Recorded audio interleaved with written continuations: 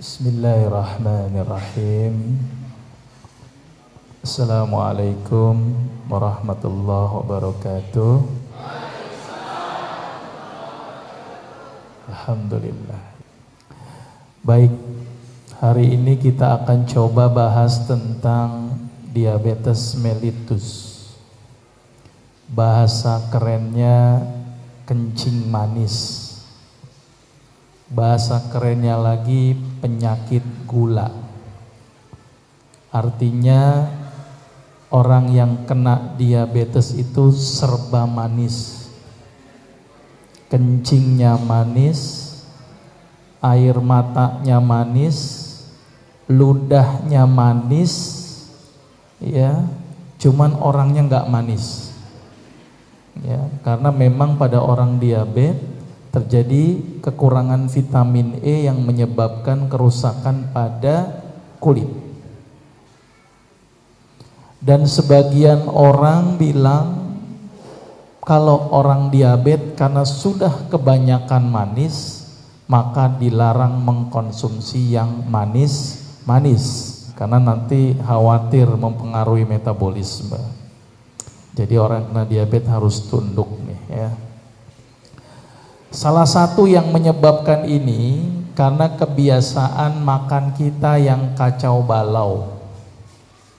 Sering sekali saya mendapatkan di masyarakat makan nasi, lauk pegedel, tambah mie goreng, plus kerupuk, habis itu minum teh manis. Udah tuh. Lengkap sudah, full karbohidrat. Karena ternyata kebiasaan makan ini yang kadang-kadang menyebabkan timbul permasalahan. Jadi penyakit diabetes itu benarkah penyakit keturunan? Ternyata benar juga. Keturunan makannya. Nah ini yang jadi paling penting nih. Dan ternyata penyakit diabetes itu banyak diderita oleh orang-orang yang senang manis karena memang kebiasaan makan. Baik, kita lihat grafik ini. Diperkirakan Indonesia tahun 2030 lihat 21,2 juta orang yang akan terkena diabetes. Luar biasa ini. Jadi angka penyakit diabetes akan terus meningkat. Seiring dengan mohon maaf konsumsi gula yang kadang-kadang kita tidak sadar. Harusnya kita itu ngikutin kambing. Kambing itu nggak ada yang kena gula. Karena ternyata kambing makannya rumput. Jadi kalau pengen nggak kena gula ikutin yang nggak kena gula ya, jangan ikutin kambing. Tapi artinya sayuran memegang peranan penting untuk mencegah timbulnya diabetes. Gitu ya. Jadi ini kondisinya. Ditambah lagi mohon maaf, saat ini banyak minuman yang menggunakan pemanis-pemanis yang merusak pankreas. Apalagi di bulan Ramadan, angka penyakit diabetes juga meningkat karena kebanyakan konsumsi sirup. Jadi mohon maaf yang jualan sirup ya, harus dirubah jualnya ya. Apa sih definisi diabetes dulu? Bayangkan bahwa diabetes itu seperti got di dalam darah itu saya contohkan gotnya itu kental akibat penimbunan gula yang berlebihan.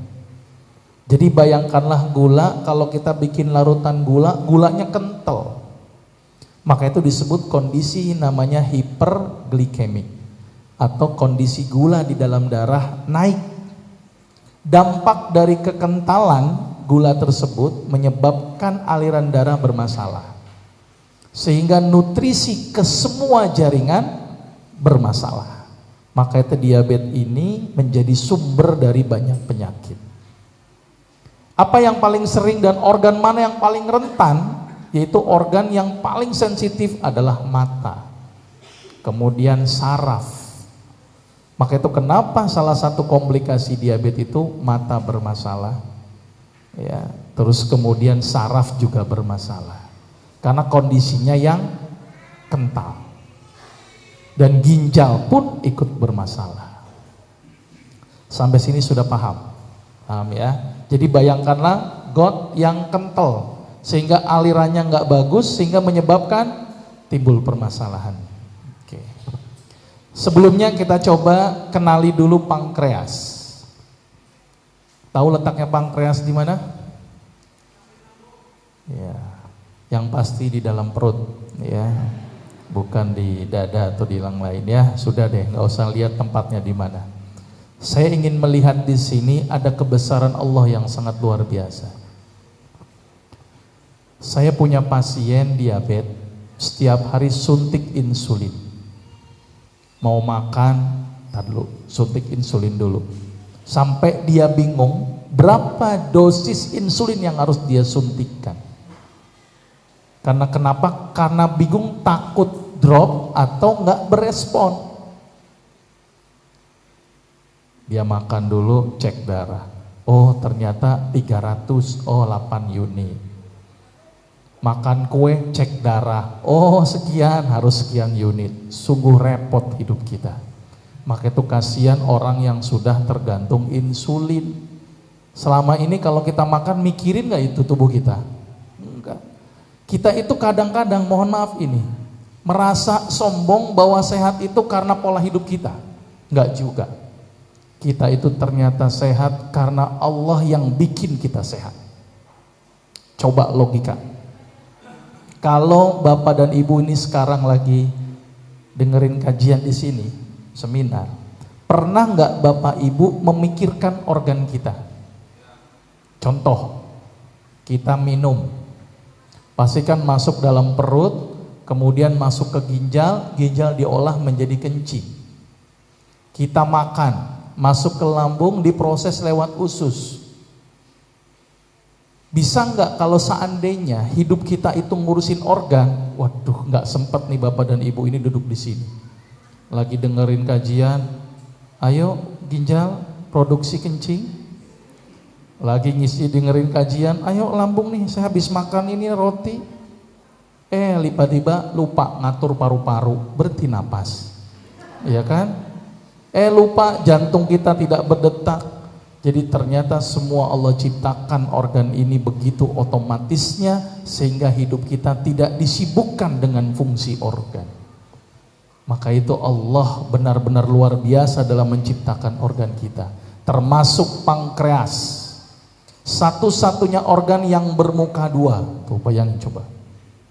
Kenapa bermuka dua? Satu komponen di dalam pankreas itu ada dua sel, namanya sel alfa dan yang namanya sel beta. Sel alfa adalah yang memproduksi glukagon, sel beta yang memproduksi insulin.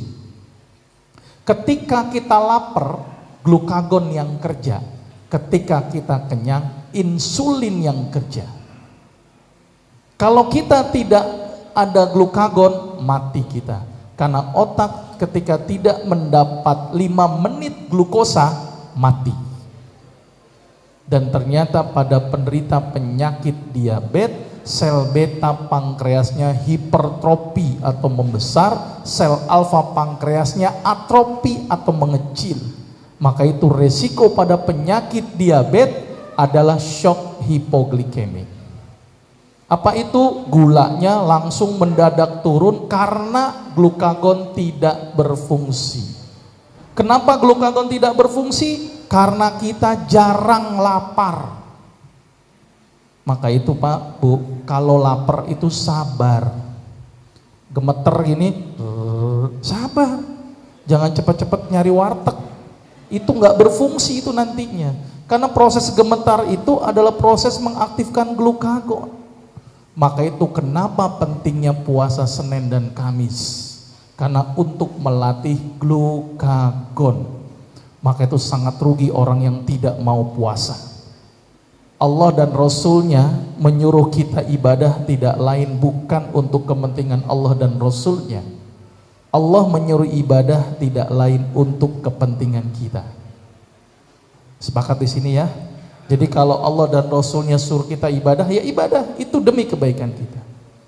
Nah ternyata pada orang diabetes, sel beta pankreasnya besar, sehingga dia kerja berat, dan menyebabkan karena kerja berat, sel beta pankreasnya rusak atau overload. Sehingga dokter akan memberikan obat untuk memacu ginjalnya, memacu pankreas yang rusak, dan membantu memasukkan gula ke dalam darah. Akibatnya jebol itu sel beta pankreasnya, akhirnya tergantung insulin. Dan dokter akan bilang kalau sakit diabetes harus minum obat seumur hidup. Sampai kapan? Sampai dikapanin, katanya begitu. Saking lamanya itu. Dan pakai insulin terus-terusan. Saya tidak menentang konsep itu. Saya sepakat seumur hidup, tapi seumur hidupnya dengan ibadah dan pola makan. Itu yang paling penting. Kita yakini itu, ya. Kita lanjutkan lagi. Ini sudah pahamnya, ada beberapa sel ini. Bayangkan dulu, ini supaya analognya masuk ya. Masuk dulu analognya. Bayangkan bahwa sel beta pankreas itu adalah pabrik. Anggap dia menghasilkan insulin. Bayangkanlah bahwa insulin ini angkutan atau kendaraannya. Kemudian insulin ini ketemu glukosa di dalam darah. Bayangkanlah glukosa itu adalah barang yang akan diangkut. Insulin ketemu glukosa, diangkut. Kemudian glukosa itu diproses menjadi glukosa. Dan sebagian kalau kita tidak bergerak, glukosa itu akan disimpan. Disimpan di mana? Ada 3 tempat penyimpanan. Yaitu apa? Hati, otot, lemak. Penting sekali ini ya. Hati, otot, lemak. 3 tempat penyimpanan. Pada orang yang diabetes, ternyata penyebabnya boleh jadi pabriknya tidak mampu produksi insulin atau tidak mampu memproduksi daya angkut yang banyak. Boleh jadi pabriknya benar, angkutannya tapi tidak sesuai dengan yang diangkut, sehingga bermasalah. Atau boleh jadi gudang penyimpenannya sudah full, sehingga yang diangkut bingung mau taruh di mana lagi. Kebayang kira-kira di sini? Masuk akal ya? Oke. Itu yang disebut dengan istilahnya resistensi insulin. Jadi insulinnya tidak mampu untuk bekerja. Dalam dunia kedokteran diapakan itu? Pacu pabriknya. Angkutannya dipaksa untuk jejel-jejelin di gudang yang penuh-penuh. Akibatnya tambah resisten, tambah rusak. Akibatnya suntik seumur hidup. Paling enak memang jualan obat. Paling enak. Jualan sayur bayam 5.000 ditawar 3.000. Jualan obat 40.000 nggak ada yang nawar. Ada yang pernah nawar di apotek? Nggak ada kan? Wah, ini paling enak menjual obat, nggak ada tawar-tawaran ini. Maka itu pabrik farmasi luar biasa itu. Sekarang BPJS pusing untuk mengeluarkan uang untuk pengobatan diabetes karena harus minum obat seumur hidup. Bisa dibayangkan kalau seandainya masyarakat kita kena diabetes semuanya. Waduh, kaya raya itu pabrik farmasi. Saya punya data yang luar biasa, kalau seandainya kita tidak mengimpor obat kimia sintetik, maka masyarakat Indonesia bisa dapat uang gratis 10 juta per bulan. Itu baru bicara keuntungannya saja. Maka itu herbal saat ini begitu kurang diapresiasi, karena dokternya jadi nggak laku ini khawatirnya. Saya pernah ngisi kajian tentang pengobatan herbal. Saya sudah berikan data uji klinis, uji praklinis. Saya sudah berikan data jurnal-jurnalnya. Tapi ternyata susah, ternyata tidak semua dokter menerima. Alasannya sederhana, gengsi. Masa dokter resepnya jahe, kencur, kunyit, nggak elit ternyata ya. Ditambah lagi nanti pasiennya pinter-pinter nggak berobat lagi. Maka itu saya sering kalau diminta untuk ngisi di teman-teman sejawat itu kan suruh mimpin doa. Ya sudah, saya berdoa memang. Tapi salah satu doa yang saya panjatkan adalah, ya Allah, mudah-mudahan masyarakat Indonesia sehat semuanya dan tidak ada yang sakit sama sekali. Ada yang bilang amin nggak kira-kira tuh?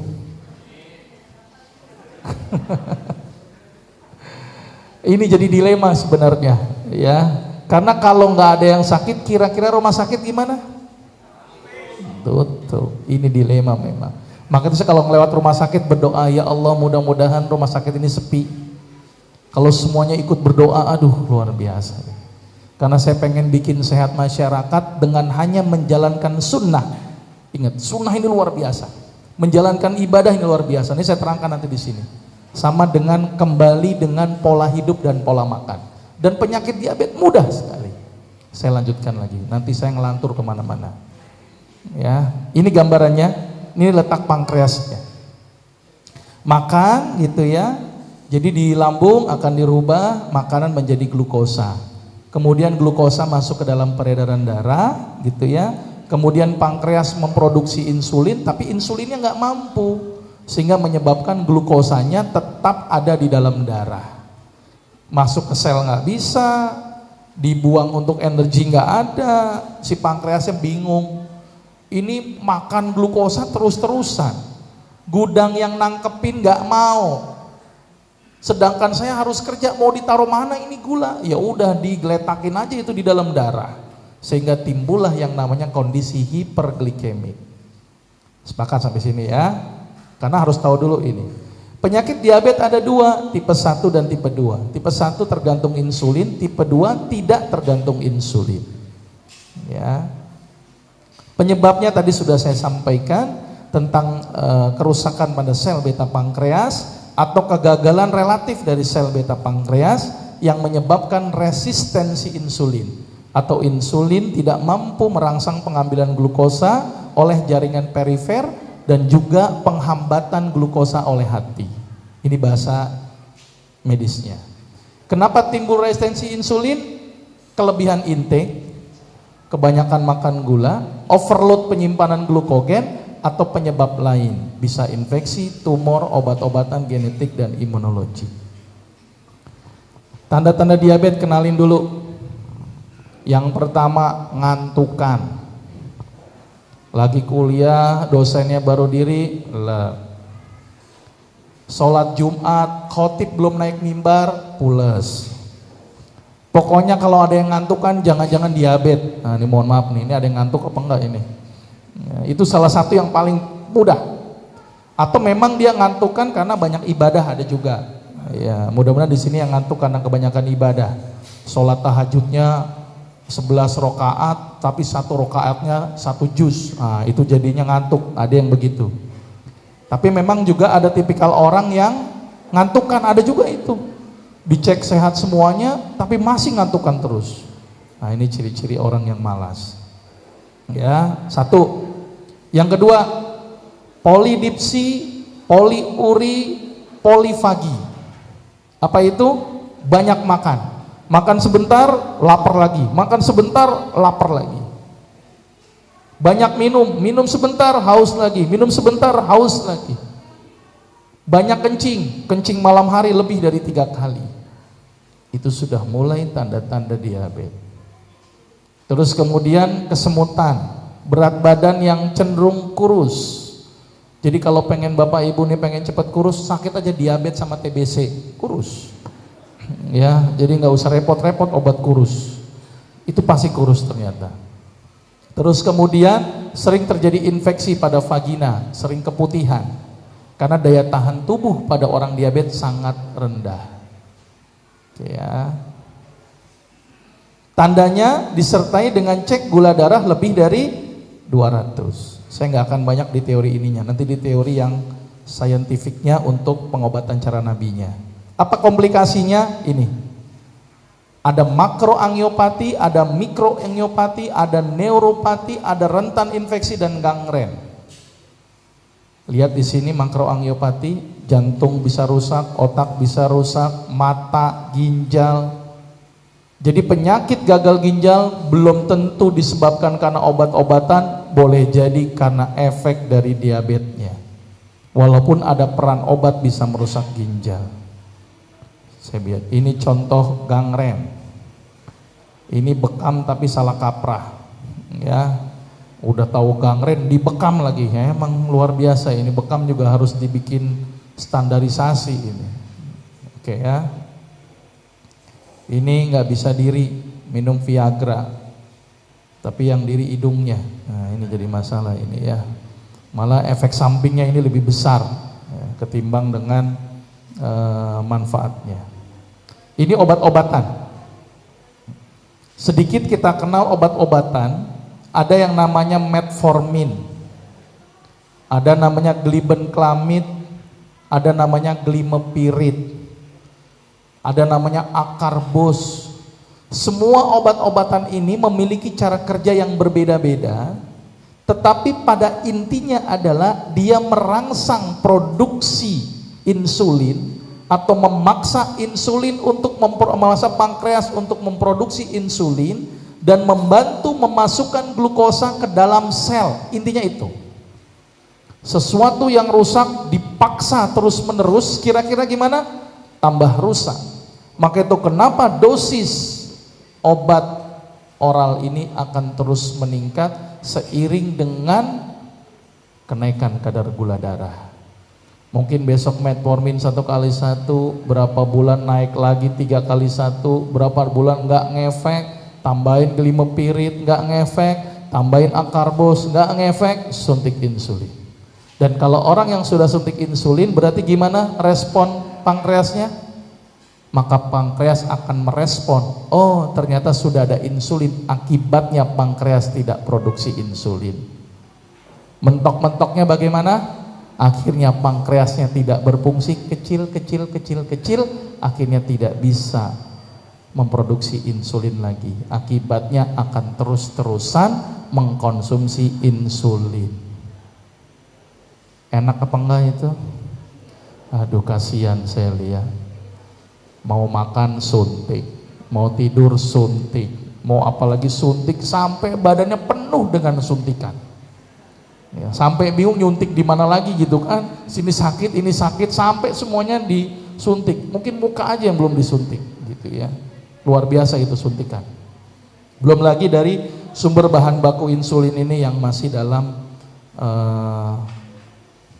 perdebatan ya. Ada yang dari babi, ada yang dari sapi. Itu yang harus diperhatikan. Intinya ada apa? Edukasi, olahraga, diet rendah kalori, puasa, tahajud, jus terapi dan herbal. Ini yang saya akan terangkan lebih banyak. Nah, ini materinya bisa sampai subuh nih ya. Tapi nggak apa, saya singkat saja. Jelas nggak gambar di situ, jelas ya? Lihat. Pankreas. Pankreas tadi ternyata untuk membentuk insulin, pankreas itu butuh peran yang namanya arginin. Arginin adalah kelompok asam amino. Jadi protein atau makanan mengandung protein dipecah oleh tubuh menjadi komponen-komponen, salah satunya arginin. Arginin ini dalam proses pembentukan insulin itu berperan penting. Ini grafiknya. Nah, ini peran arginin. Ya, peran arginin dalam memproduksi insulin. Gitu ya. Ini grafik di urea cycle. Nggak ngerti, telan aja. Pokoknya butuh arginin. Nah, apa sumber arginin terbaik? Ternyata arginin terbaik yang didapatkan dengan jumlah yang cukup tinggi adalah pada habatus sauda dan kacang panjang. Itu perlu kita berikan supaya insulin bisa produksi. Dalam dunia kedokteran ini dilupakan, karena segala sesuatu itu mengandalkan yang namanya obat. Maka itu dokter kalau pergi kemana-mana bawanya resep, obat. Dan ternyata obat ini semakin banyak obatnya semakin ngetren itu dokternya. Ditambah lagi masyarakat lebih seneng nih, kok obatnya makin banyak, kayaknya mantep banget. Padahal semakin banyak obat, efek samping dirasakan lebih besar. Maka itu saya ingatkan sekali lagi, kalau di depan dokter jangan cerewet. Saya ingetin, semakin cerewet obat akan semakin banyak diberikan. Pak dokter, saya pusing, Antalgin. Pak dokter, saya gatal-gatal, CTM. Pak dokter, saya punya sakit lambung, Antacid. Pak dokter, kayak asam uratnya nak kambuh deh, Allopurinol. Semakin cerewet semakin banyak obatnya. Maka itu kalau di depan dokter diem aja, saya yakin nggak dikasih obat gitu ya. Karena cara kerja medis sifatnya adalah simptom, gejala yang muncul diberikan obatnya. Gula naik, turunkan. Tensi tinggi, turunkan. Yang bersifat hanya kausatif hanya dua aspek saja, antibiotik dan operasi. Itu yang kausatif. Dan ternyata antibiotik ini luar biasa efek sampingnya, menyebabkan matinya flora normal di usus, ditambah lagi memandulkan sistem imunitas tubuh. Saya praktek setiap hari, itu pasien sudah lebih dari 30. Setiap hari ada yang konsul ke saya batuk, nyemprot ke saya. Ya kan, kira-kira saya kena batuk apa enggak? Lebih mudah saya kena batuk. Maka itu kenapa saya harus meningkatkan imun saya. Kalau setiap hari ada yang batuk saya minum obat, setiap hari ada yang batuk saya minum obat, repot hidup saya. Akibatnya imun yang saya aktifkan. Maka itu kalau saya sakit enggak minum obat. Tapi jangan usah diikut ini, berat ini. Saya menderita dulu itu. Ya, nggak minum obat, tapi dampak dari nggak minum obat, sistem imunitas tubuh saya hidup. Masalahnya saat ini sistem imunitas tubuh manusia ini tidak ada yang mau melatih. Bapak ibu anaknya sakit, buru-buru ke dokter, kasih yang namanya antibiotik. Memang sembuh karena bakterinya terbunuh. Tapi imun sistemnya tidak bekerja. Karena imun sistem atau sel darah putih ketika bekerja dia harus membelah diri dulu. Dan membelah diri itu butuh waktu. 1 jadi 2, 2 jadi 4. Dan nanti kalau sudah banyak tentaranya baru dia makan kuman. Ketika kumannya mati, hebatnya Allah menciptakan sel darah putih ini. Dia bunuh diri sendiri di dalam tubuh. Mati sendiri. Karena kalau kelebihan sel darah putih timbul penyakit yang namanya autoimun. Maka itu kita sehat ini karena Allah sudah mengatur kita untuk jadi sehat. Maka itu kalau pengen sehat itu ingat Allah dulu yang paling penting.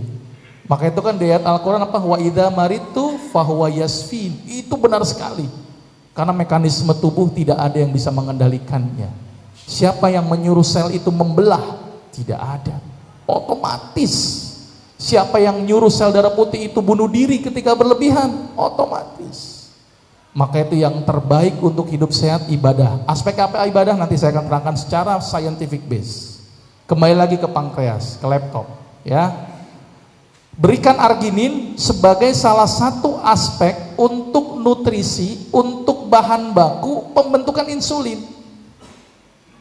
Kalau cara kerja obat, mohon maaf, glibenclamid, metformin dan sebagainya, itu memacu pankreas supaya produksi tanpa dikasih bahan baku. Akibatnya gimana? Pabrik suruh produksi roti tapi tepungnya nggak ada. Ya udah asal-asalan jadinya, apapun dipakai. Batu bata mungkin dipakai jadi roti kayak gitu. Yang paling penting ini yang dilupakan dalam konsep kedokteran. Saya sudah bilang berkali-kali sama teman-teman sejawat, ayolah berilah arginin. Saya bilang, kenapa nggak dikasih arginin? Padahal proses pembentukan fisiologi insulin butuh arginin tapi tidak diberikan. 1. Sudah masuk akal di sini ya. Mekanismenya ini. Kalau mau belajar lebih dalam lagi. Terus kemudian pankreas itu dia membelah seperti sel. Sel itu membelah gitu kan. Dia butuh waktu. Ternyata proses pembelahan itu bisa dipercepat dengan apa? Dengan zat yang namanya vitamin A atau antioksidan yang berperan pada reepitelisasi jaringan. Kasih dia. Dan ternyata sel ini cukup unik lagi. Waduh, saya ketika belajar tentang sel, Masya Allah, hebat sekali tentang sel. Hebat sekali. Saya sangat kagum melihat kebesaran Allah di sel. Sel adalah satu komponen yang paling sibuk dibanding kita. Makanya kalau ada orang yang gak sibuk, malu sama sel itu. Sel itu setiap hari itu kerjanya luar biasa dengan hitungan detik tidak pernah berhenti. Dia memproses metabolisme. Jadi, tunggu, ini tahu sel apa enggak ini? Terus saya ngomong sel nggak tahu lagi. Sel tahu nggak? Sel adalah bagian terkecil. Jadi kalau kita ambil ini, misalnya kulit, saya taruh pulpen, tik, terus saya angkat itu pulpen, kita dapat 2.200 sel. Ya, jumlah sel dalam tubuh kita kurang lebih sekitar 1 triliun. Lebih banyak daripada bintang di langit. Bintang di langit cuma berapa ratus miliar, tapi sel kita 1 triliun. Nah, dari 2.200 sel itu diambillah satu sel. Di dalam sel itu ada yang namanya inti sel. Di dalam inti sel ada yang namanya kromosom. Kromosom jumlahnya kurang lebih 23 pasang. Kromosom itu merupakan kumpulan DNA. Jadi kalau kromosom itu ditarik, trit gitu. Jadi kayak benang yang digulung-gulung jadi berbentuk kromosom berbentuk X. Itu panjangnya satu kromosom itu kurang lebih sekitar 2 cm. Kali 23 berarti berapa tuh? Sekitar 5 meter. Satu sel 5 meter. Tadi satu titik berapa? 2.200. 2.200 kali 5 meter berapa? 10 kilometer. Jadi satu titik Allah bisa menggulung benang yang 10 kilometer jadi sebuah titik. Luar biasa coba. Hebatnya Allah dalam menciptakan sel. Dan kromosom itu setiap hari melepas DNA itu berupa pasangan 2 pasang yang dia akan terlepas, kemudian nyatu, ngelepas satu untuk mentranskrip, untuk mengkode. Dan ternyata sekarang teknologi kode luar biasa. Sudah tahu teknologi cloning? Yang dulu sempat dilarang, sekarang sudah dibikin manipulasi apapun dan diterbentuk yang namanya rekayasa genetik. Dan sekarang sudah ada International Genomic Human Genomic International. Jadi sudah dipetakan. Maka itu kenapa manusia itu ada yang kulitnya hitam, kulitnya putih, matanya ini, itu ada kodenya udah. Oh kalau kode mata begini-begini. Maka itu kalau kode itu ditukar dengan kode dari binatang bisa jadi itu. Maka itu nggak usah heran kalau seandainya ada manusia yang punya kemampuan luar biasa. Dan saat ini sudah ada beberapa orang yang memang meneliti ke arah sana.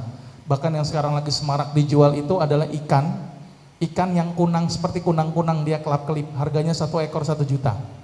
Jadi gen kulit si kunang-kunang itu diambil, itu kan, kemudian di kulitnya si ikan itu diambil di gennya, kemudian ditaruhin oleh diinsersi namanya oleh gen kunang-kunang. Jadi ikan itu berkelap-kelip dan harganya mahal, ya 1 juta 1 ekor. Nah ini luar biasa. Ini jadi ngelantur kemana-mana saya ya. Kembali lagi ke laptop ya. Jadi artinya sel itu dahsyat. Ya, sel itu dahsyat. Jadi kalau nanti ibu nih pengen punya anak yang kayak gimana bisa ternyata. Ya, maka itu kenapa Maryam ketika melahirkan Nabi Isa disangka orang gila kan? Bahkan diusir dari kampungnya. Coba kalau seandainya Maryam lahiran saat ini, nggak dibilang orang gila.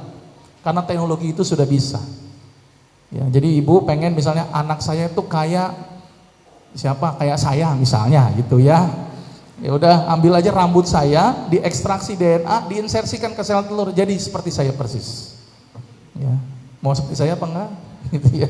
Jadi nggak usah lewat sperma, kelamaan. Nah itu gambarannya. Nah sel ini ternyata butuh percepatan. Nah salah satu sumber percepatan adalah dari yang mengandung vitamin A, karena fungsi vitamin A adalah reepitelisasi jaringan. Berilah dia wortel atau tomat untuk mempercepat. Kemudian pada orang yang sakit diabetes terjadi defisiensi vitamin E, maka berilah toge dalam jumlah yang cukup. Saya rangkumin nanti secara khusus. Selesai satu bagian pankreas, pabriknya saya benerin. Yang namanya pabriknya dibenerin, kira-kira pabriknya harus gimana?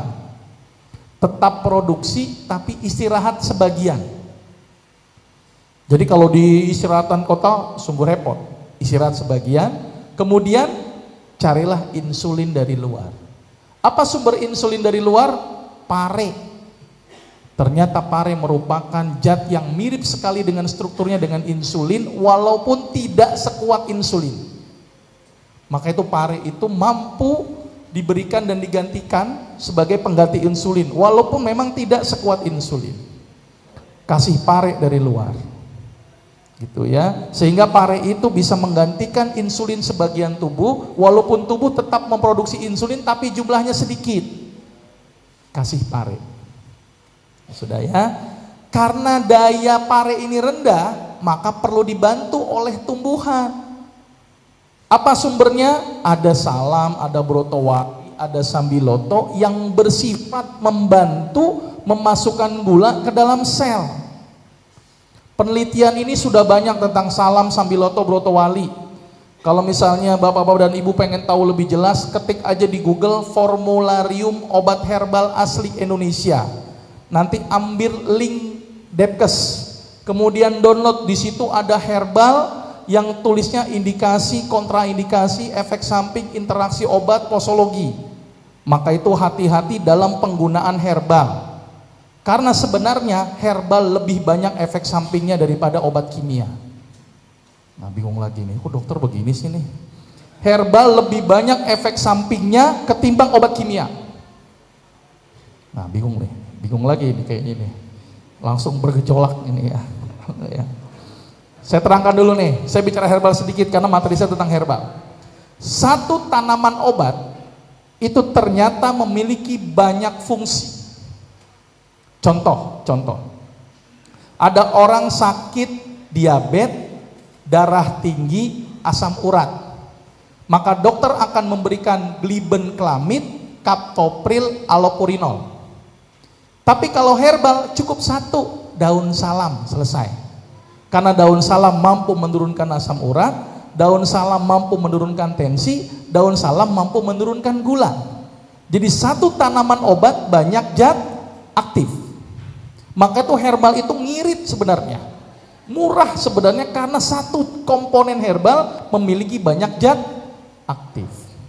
Maka itu karena banyak zat aktif, akibatnya dampaknya banyak memberikan efek. Maka itu kalau gini gimana dok? Saya sakit asam urat, tetapi gula saya rendah, tensi saya rendah, gimana? Sedangkan daun salam tadi efeknya menurunkan tensi, menurunkan gula, menurunkan asam urat, menurunkan gula dan tensi. Solusinya gampang, rebusin daun salam, tambahin garam, setelah hangat tambahkan madu. Nah itu solusinya. Karena banyak zat aktif itulah dikhawatirkan herbal memberikan efek. Jadi satu tanaman obat banyak efek. Cuman ada satu kelebihan herbal memiliki lethal dose yang lebih tinggi daripada obat kimia sintetik. Apa itu lethal dose? Dosis yang menyebabkan kematian. Dibagi menjadi dua, lethal dose 50 dan lethal dose 100. Lethal dose 100 bikin mati, lethal dose 50 bikin kelenger. Ya, contoh paracetamol LD50-nya adalah 3 gram per kali minum. LD50 tadi bikin apa? Kelenger. Berarti kalau kita makan paracetamol 6 butir sekaligus baru kelenger. Dan pasti akan mati kalau berdasarkan hitungan teori dengan makan 12 butir paracetamol sekaligus, mati. Silakan kalau ada yang mau nyoba, gitu ya, kalau ada. Jadi lethal dose kimia sangat sempit, tapi lethal dose herbal sangat tinggi. Contoh bawang putih. Bawang putih itu lethal dosenya 3 gram per kilogram berat badan per kali. Berarti kalau berat badan kita misalnya 50 kilogram misal, maka per kali minum akan kelenger kalau kita makan 3 gram kali 50 berarti berapa? 150 gram. 1 gram sama dengan 1 siung. Berarti kita akan kelenger kalau makan bawang putih 150 siung. Itu baru kelenger. Ya, dan akan mati kalau kita makan 300 siung. Itu teorinya. Maka itu kenapa herbal itu relatif aman, karena lethal dose-nya sangat tinggi marginnya. Tapi efeknya bisa berdampak kalau indikasinya tidak tepat. Contoh sederhana, ada pasien lagi mencret datang ke kita. Ini contoh sederhana. Ada 2 tanaman obat, 1 cabai rawit, 1 daun jambu biji kelutuk merah. Kira-kira kalau kita sebagai pengobat, orang mencret dikasih yang mana? Daun jambu biji kelutuk merah, maka dia akan berhenti. Kalau seandainya kita kasih cabai gimana? Tambah mencret. Berarti kesimpulannya herbal punya efek samping nggak? Punya, kalau indikasinya tidak tepat. Jelas sampai sini? Jadi penggunaan herbal harus waspada. Saya ingatkan, perlu adanya indikasi, perlu adanya kejelasan dalam sebuah penyakit supaya kita tepat dalam penggunaannya. Sudah jelas sampai sini ya? Saya lanjutin lagi. Maka itu di sini banyak herbal yang bersifat menurunkan gula darah, banyak. Daun salam, brotowali, ada lagi sambiloto, ada lagi mahkota dewa yang bisa nurunin gula, ada lagi banyak sekali, tempuyung aja juga bisa nurunin gula, tapak darah bisa menurunkan gula. Jadi banyak sekali. Tapi yang saya mau ajarkan adalah carilah herbal-herbal yang sederhana, murah, meriah, dapat di rumah. Gitu ya. Tujuan saya seperti itu. Tujuannya biar apa? Biar masyarakat gampang. Kalau misalnya kita menggantikan dengan herbal, bisa saja sih bagi orang yang sibuk. Tapi sebenarnya cara yang paling mudah dan paling murah adalah daun salam. Saya yakin daun salam beli di pasar 1.000 dapat banyak. Apalagi nanam daun salam nggak habis-habis itu untuk diabetesnya. Ya, salah satunya daun salam, dia mampu membantu memasukkan glukosa masuk ke dalam sel. 1. Terus kemudian glukosanya masuk, insulin sudah digantikan. Glukosanya otomatis diet. Orang penyakit diabetes batasi mulut, itu yang paling penting. Jadi asupan glukosa tolong dibatasi. Dan satu lagi, makan apel. Apel itu ternyata mengandung senyawa pektin yang ternyata menghambat penyerapan glukosa. Maka itu sebaiknya pada orang diabetes, buah yang direkomendasikan hanya 3 saja. Apel, stroberi, dan alpukat. Yang lainnya nggak usah, karena cukup berisiko menyebabkan gula langsung naik. Maka itu kalau makan apel, ternyata pektin ini banyak terdapat pada bagian kulit apelnya. Maka itu kalau makan apel, tolong sama kulit-kulitnya. Dan apel yang paling aman dan bagus adalah apel Malang. Dan apel Malang yang paling bagus adalah apel Malang yang sudah sortiran. Dan apel Malang yang sudah sortiran yang paling bagus yang banyak uletnya. Karena kenapa? Karena ulet tidak senang dengan pestisida. Jadi kalau misalnya ibu-ibu, sebenarnya penyakit diabetes itu murah meriah kok. Datang aja ke pasar, Bu ada apel yang dibuang nggak? Ah, ibu ambil itu. Nah itu ternyata lebih ngirit. Sama cari daun salam, udah. Pokoknya ngirit lah pokoknya deh ya. Karena itu paling bagus sebenarnya yang ada ulet-uletnya itu loh. Dan saya berani garansi bahwa kita makan ulet apel nggak mungkin meninggal. Ya, karena sumber protein juga. Ngirit lagi tuh ya, nggak perlu beli daging. Ya, 1 ya. Memang nih kulit kadang-kadang kita ngupasin apel tuh sayang kulitnya dibuang. Jadi ternyata kulit ini banyak memberikan manfaat. Ya. Bahkan sekarang dijual lagi heboh-hebohnya ekstrak kulit manggis tuh kan. Itu kulit juga itu. Bahkan kulit rambutan itu bermanfaat tuh. Kulit rambutan itu ternyata untuk mengobati kebotakan. Ya. Enggak benar, maka itu namanya rambutan, bukan botakan. Ya. Dia memang bisa numbuhin rambut. Dan itu benar, memang ini benar. Silakan dicoba nanti. Ya. Makanya kalau ada kulit rambutan jangan dibuang itu, malah kalau perlu dipakai. Ya, oke ya, itu gambarannya. Ya, memang kulit-kulit begitu. Terus kemudian kembali ke selnya sebagai stok. Nah, ternyata sel itu untuk membelah butuh yang namanya fosfolipid. Maka sel yang membelah, yang baru-baru ini jangan ditaruh gudangin gula dulu, dibenerin, dikasih bahan bakunya untuk membelah. Dengan apa sumbernya? Alpukat. Alpukat mengandung fosfolipid yang cukup banyak sehingga berperan penting pada proses pembentukan sel baru. Maka berilah alpukat. Dan regulasi gula di dalam hati butuh yang namanya leusin dan isoleusin. Berarti gimana dok cara pengobatan diabetes? Yang pertama, Bu, tolong satu, olahraga dulu. Olahraganya setiap hari minimal 15 menit keringetan. Dan olahraga yang paling jelek adalah olahraga malam hari. Karena olahraga malam hari akan menyebabkan penimbunan laktat, sehingga menyebabkan kerusakan pada ginjal. Jadi saya tidak rekomendasikan olahraga malam hari. Nyuci, ngepel bukan olahraga. Karena ini sering dijadikan adjust. Saya udah olahraga dok, udah nyuci, udah ngepel, udah nyapu. Saya bilang bisa itu berdampak sebagai olahraga kalau nyapu jalanan, kalau nyucinya ke kali, nah itu baru berdampak. Jadi olahraga yang paling penting itu adalah ketika dia melakukan aktivitas di luar rumah, ada aspek aerobnya, ada oksigennya, itu yang paling penting. Maka itu kenapa orang zaman dulu macul aja udah olahraga, karena oksigennya bagus. Orang zaman dulu nyuci aja udah olahraga, karena nyucinya di kali. Kalau sekarang kita kan enggak, pencetet olahraga dok, jari. Ya kan ini yang jadi masalah ini. Ya ngepelnya juga cuman gini-gini doang, aduh. Ya, malah kalau disebut olahraga ngepel 1 RW, ah itu baru itu hebat. Ya. Oke, ini salah satunya itu, olahraga dulu. Yang kedua, ya, saya akan suruh pasien tersebut stop manis dalam bentuk apapun. Bahkan gula-gula sintetik pun saya akan stop. Kan ada tuh gula-gula yang mengandung aspartam. Saya nggak usah sebut merek lah, nggak enak. Ya, aspartam itu ternyata memang aman buat diabetes, tetapi dia tidak aman buat hati. Karena aspartam akan merusak sel-sel hati.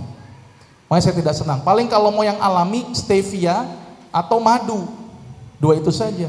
Malah penelitian Prof. Siti Amran dari Malaysia, waktu pernah saya ngikutin seminar International Honey Conference, pada waktu itu dia meneliti tentang efek madu untuk regenerasi pankreas. Tapi ada dosisnya.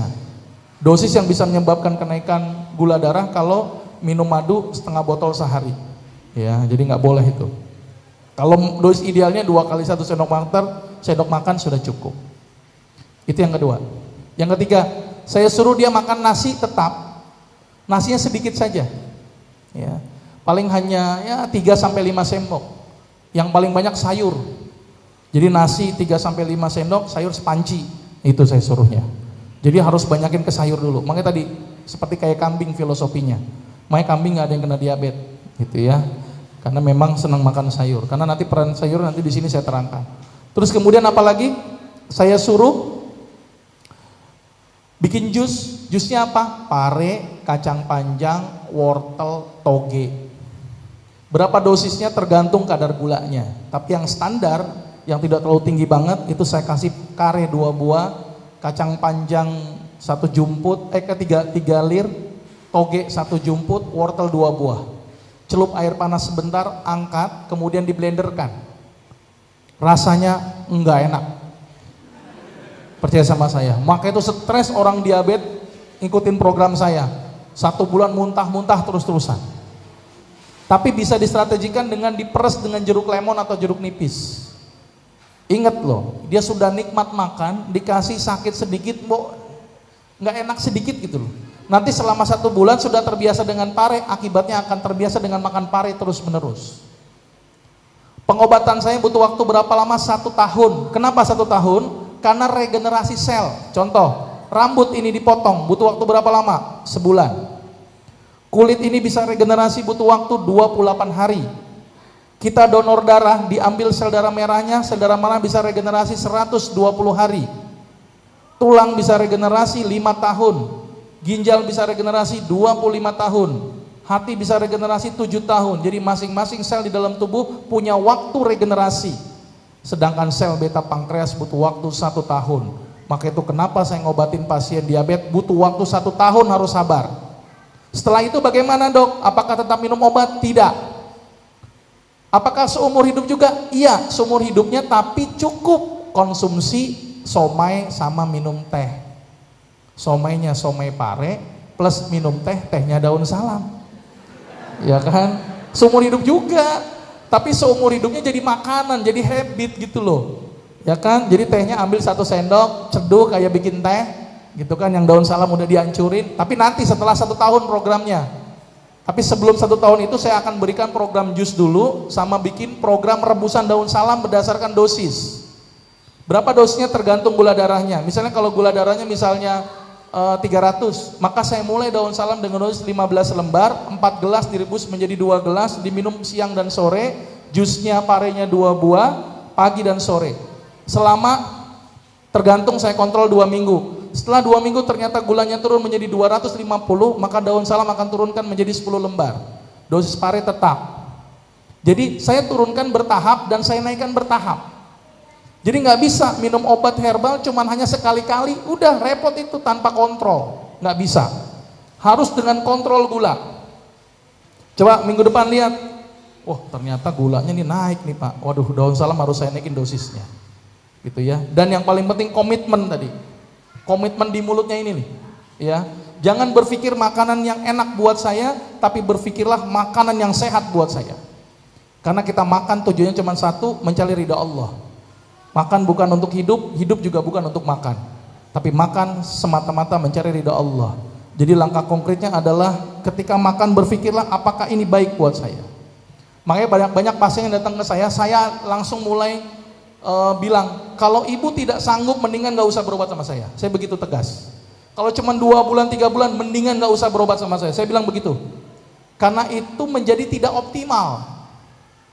Maka itu saya tekankan kepada pasien harus berobat sama saya selama 1 tahun. Saya minta kesempatan dengan target setelah 1 tahun tidak minum obat. Tapi tadi makan somai sama minum teh, itu aja. Seumur hidupnya itu. Sama halnya dengan seumur hidup kita makan nasi.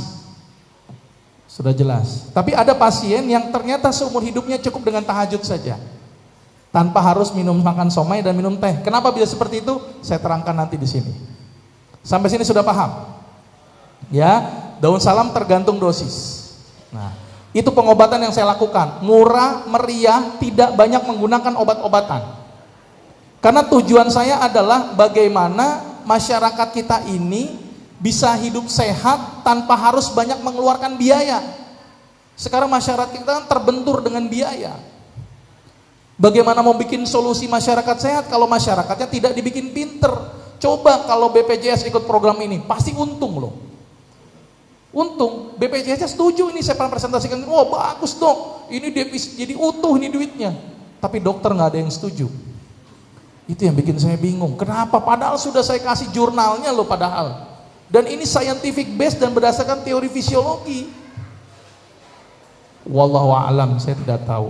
Ya, saya lanjutin lagi. Lihat puasa. Kenapa saya suruh puasa pada orang diabetes? Ini. Ternyata kalau orang kenyang, gulanya nih naik, sehingga peran insulin keluar. Tapi orang lapar, ternyata sel beta pankreasnya istirahat. Tapi yang aktif apa namanya? Glukagon, yang akan memasukkan gula di dalam darah. Dan ternyata jalur ini tidak langsung ke glukagon.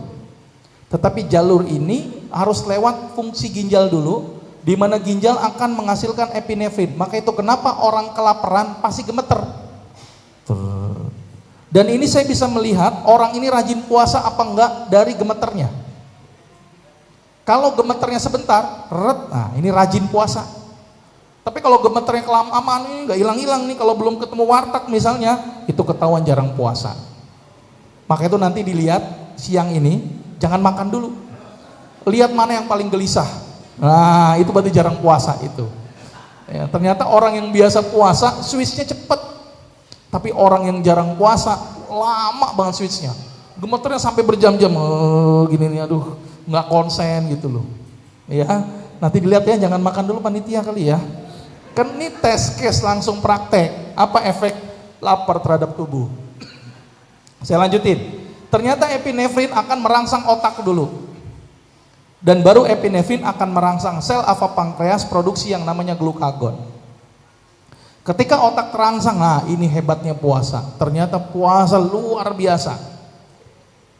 Biasanya di hipofisis otak, dia akan memproduksi hormon ketika dia dalam malam hari. Maka itu pentingnya tidur di malam hari. Dan profesi yang paling buruk itu salah satunya adalah satpam. Kasihan saya. Kadang jaga malam, kadang jaga pagi, kadang nggak tidur. Aduh, ini siklusnya nggak bagus di situ di otak. Ya, maka itu kalau cari kerjaan direktur saja. Ya, itu lebih lebih bagus ya. Nah, terus kemudian epinefrin ini merangsang otak, kemudian keluarlah beberapa hormon. Salah satu hormonnya adalah growth hormone, kemudian TSH, FSH, LH. Maka itu ternyata selain menurunkan kadar gula darah dan mengaktifkan glukagon, ternyata orang yang puasa bikin subur. Maka itu ada sebuah penelitian ayam yang udah nggak nelor lagi, diteliti oleh seorang peneliti, ayam tersebut disuruh puasa. Dan ternyata ayam tersebut nurut semua disuruh puasa. Nggak ada yang komplain, ya kan? Disuruh puasa selama 10 hari. Karena harusnya ayam ini ditelur udah dipotong, tapi dasar oleh peneliti dicoba untuk berpuasa. Setelah 10 hari apa yang terjadi? Ayam tersebut bertelur kembali. Kesimpulannya adalah puasa bikin bertelur, ya kan? Dan manusia juga bertelur. Setiap bulan itu telurnya kecil, sebesar telur cecek. Gantian indung telur kanan, kemudian indung telur kiri. Makanya kalau indung telur diangkat satu, dia akan head 2 bulan sekali. Ya, jadi berkeluang satu. Dan untung loh sebesar telur cecek. Coba kalau sebesar telur bebek, Bu. Waduh, repot banget tuh setiap bulan tuh, Bu. Saya mau nelor dulu, ngeden gitu kan. Aduh. Untung Allah jadikan kecil loh. Dan sel telur itu hanya bertahan 24 jam. Kalau nggak ada sperma, mati dia. Maka itu orang hamil itu susah. Tapi yang bikin saya bingung kok orang yang diperkosa langsung hamil terus-terusan. Ya, itu yang bikin saya bingung tuh. Ternyata orang hamil itu susah. Maka itu untuk orang yang punya anak itu bersyukur sama Allah, karena Allah sudah mempercayakan amanahnya kepada kita, dan tolong dididik dengan benar amanah itu. Ya, ini sudah nikah semua atau belum sih nih? Oh, ada yang udah nikah, ada yang belum. Kalau yang belum nikah bengong dia. Iya. Kalau yang udah nikah biasa aja. Ketahuan jadinya ya. Saya lanjutin lagi. Selain itu juga ternyata puasa bikin kita semangat ya, karena terproduksinya TSH. Maka itu harusnya di bulan Ramadan, kira-kira orang bulan puasa itu harusnya loyo atau semangat? Harus semangat. Buktinya apa? Rasul banyak berperang di bulan Ramadan. Tapi kenapa banyak orang yang loyo? Karena TSH-nya tidak diproduksi. Kenapa TSH tidak diproduksi? Rata-rata TSH itu diproduksi kalau ketika orang berpuasa sekitar jam 2, jam 3 tuh. Ketika kondisi lapar. Kira-kira kebanyakan manusia jam 2, jam 3 apa yang dipikiran dalam otaknya? Kayaknya bukanya enak apa nih ya? Kayaknya tahu goreng enak deh ya. Taunya kolak deh kayaknya deh. Nah, ketika itu ada dalam pikiran kita, yang keluar bukan TSH, yang keluar air liur. Makanya tidak heran kenapa orang bulan Ramadan banyak yang ngeludah itu. Itu mungkin gara-gara mikirin buka terus tuh. Harusnya Ramadan itu berpikir, target hafalan saya sudah berapa ya? Tilawah saya, nah itu yang harus dalam pikirkan. Jadi jangan mikirin buka. Dan seharusnya bulan Ramadan itu adalah bulan yang paling ngirit, ya kan? Kenapa saya bilang paling ngirit? Biasa makan 3 kali berkurang menjadi 2 kali. Dan orang lapar makan nasi sama sayur aja ketelen, percaya sama saya deh. Nggak perlu makan yang enak-enak. Coba aja deh tes besok kalau gitu lapar, makan nasi sama bayam aja, jadi nikmat. Dan orang kenyang makan seenak apapun menjadi tidak nikmat. Maka itu mulai besok, bulan besok tuh THR harusnya utuh, gitu kan? Duit pengeluaran juga sedikit. Karena nikmatnya ketika puasa apapun menjadi nikmat. Sepakat ya? Bulan Ramadan besok. Ya, bahkan ketika buka berpuasa bersama, Rasul mencontohkan dengan apa? Kurma. Coba lihat di masjid-masjid adanya apa? Banyak banget. Padahal kalau acara buka bersama itu sederhana, sediain aja kurma, cukup. Nggak usah macam-macam. Jadi masjid juga ngeluarnya juga sedikit. Tapi ternyata full variasi. Akibatnya sholat tarawehnya jadi masalah. Cari imam yang bacanya ina atoina terus-terusan, ya kan? Karena kebanyakan makan dia ya. Sudah, saya lanjutin nanti nggak keburu waktunya. Satu lagi tahajud. Kenapa tahajud itu menjadi bagus pada orang-orang yang diabetes? Jadi di dalam tubuh kita ada sebuah siklus yang namanya siklus sirkadian. Siklus yang rutin diproduksi, salah satu siklusnya adalah ACTH, adrenocorticotropic hormone. Dia diproduksi pada saat jam 12 malam dalam kondisi yang sangat kecil, kemudian naik menjadi sangat tinggi ketika menjelang pagi. Apa fungsi ACTH? Ternyata ACTH akan merangsang yang namanya kortisol. Ya, ini urutan hormonalnya. Jadi ACTH di otak akan merangsang ginjal, ginjal akan produksi yang namanya kortisol. Apa fungsi kortisol? Kita lihat.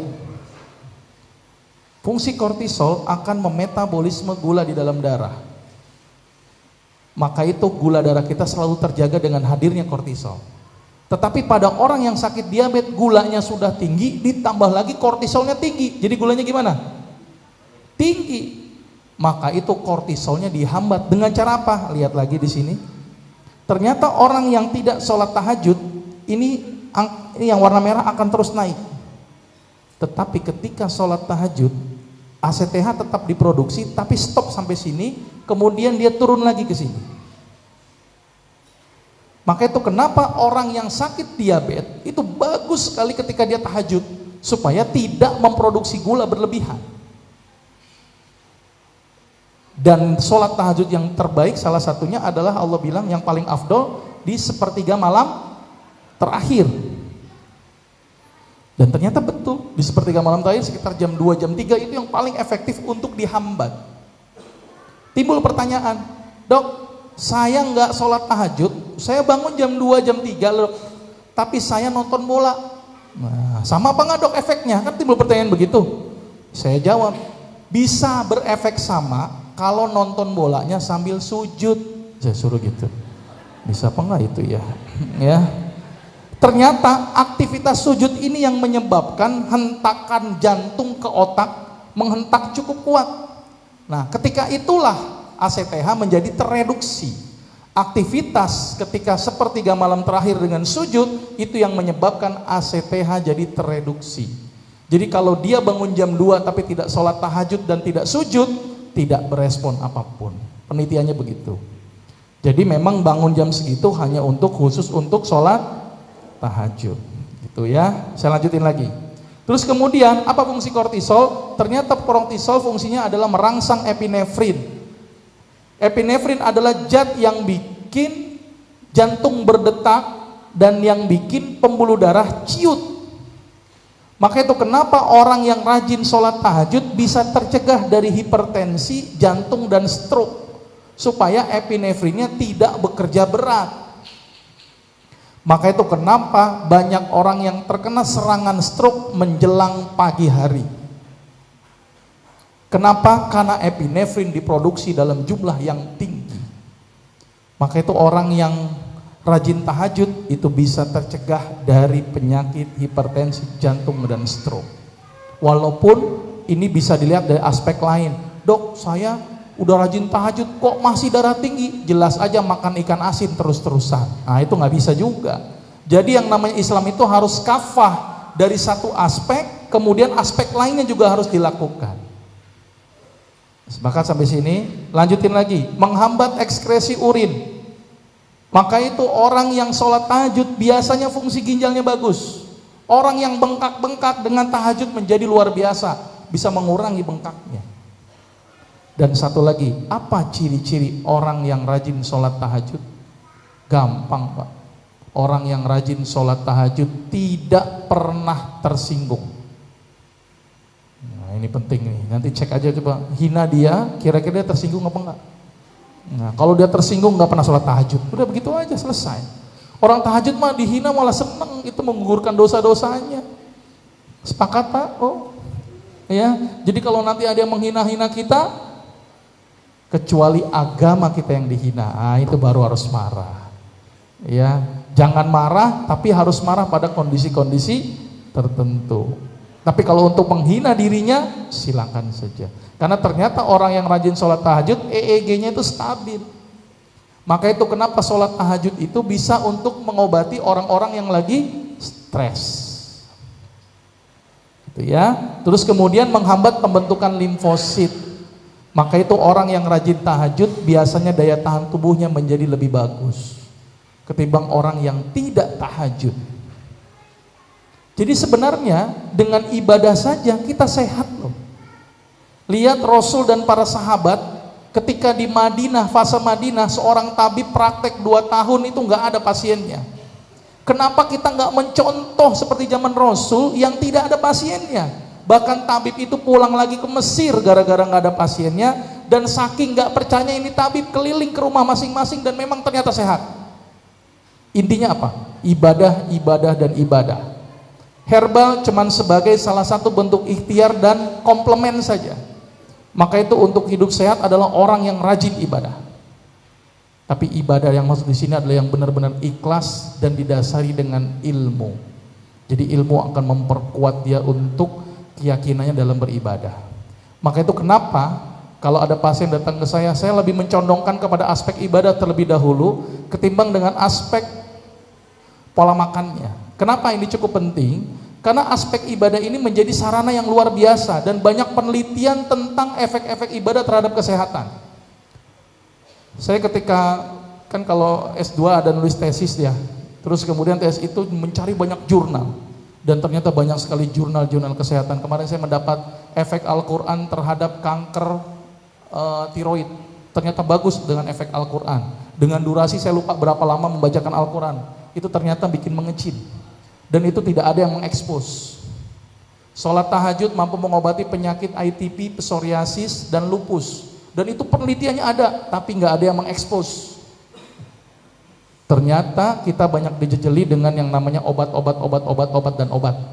Tapi tidak pernah dijejali ibadah dan ibadah. Maka itu saya senang sekali di sini saya bisa hadir. Saya menyampaikan bahwa aspek ibadah sangat ilmiah dan sangat luar biasa. Maka itu Allah cukup menurunkan ibadah saja yang benar, itu sudah bisa bikin kita sehat. Nah, saya berharap teman-teman di sini tambah rajin ibadah. Keluar di sini malah rajin puasa, keluar di sini malah tambah rajin tahajud. Ya, herbal ngelengkapin doang. Ya, malah sebenarnya pengobatan diabetes itu ngirit. Saya punya pasien umur 80 tahun sekarang. 80 ya kalau tidak salah. Dia menjalani jus terus-menerus. Sekarang itu umurnya dia sudah 80. Tapi dia hampir sama dengan kayak orang umur 40 tahun. Karena makan sayur terus menerus. Maka itu kenapa kita tidak bisa membedakan ini kambing tua apa kambing muda. Iya kan? Karena makan sayur terus-terusan. Iya kan? Susah itu bedain, gak ada kambing yang keriput. Iya kan? Karena memang dia muda, karena banyak makan sayur. Maka saya minta tolong bapak dan ibu banyak makan sayur. Sekarang ini lagi masalah impor daging aja ribet ini. Daripada banyak makan daging, mendingan banyak makan sayur, nggak ada yang ribet itu, ya. Jadi bisa menjadi solusi. Nah ini gambaran dikit bahwa ternyata aspek ibadah bisa mengobati, aspek nutrisi bisa menjadi obat tanpa harus ketergantungan dengan obat. Terus bagaimana dok kalau seandainya saya sudah tergantung insulin? Jangan pernah memberhentikan insulin secara mendadak, tetapi dengan cara tapering off. Dikit, tetapi disubstitusi secara bertahap, gitu ya. Baik, ini mungkin gambaran sedikit, nanti lebih banyak ketanya jawab kali ya, biar lebih interaktif, lebih hidup, bahwa ternyata herbal luar biasa, bahwa ibadah itu luar biasa, dan ternyata solusi diabetes itu mudah, dan dengan izin Allah saya bisa ngobatin diabetes tanpa harus dia banyak konsumsi obat. Tapi dengan hanya makan pare dan minum teh daun salam. Itu yang paling sederhana, ya. Karena itu paling murah, mudah, dan gampang dilakukan oleh masyarakat. Mudah-mudahan ini bisa memberikan manfaat, ya. Dan selebihnya saya mohon maaf kalau ada kata-kata yang salah, dan kita bisa berdialog saja supaya lebih hidup. Saya akhiri. Assalamualaikum warahmatullahi wabarakatuh.